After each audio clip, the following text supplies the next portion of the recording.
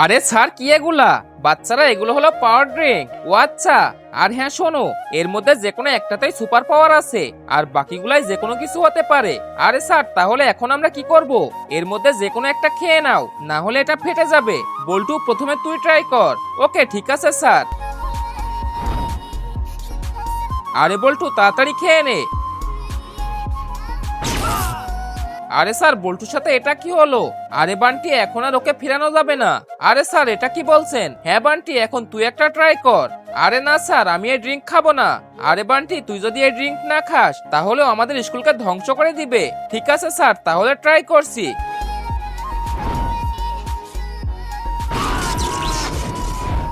আরে বান্টি ঠিক আছিস তো তুই? হ্যাঁ স্যার ঠিক আছি।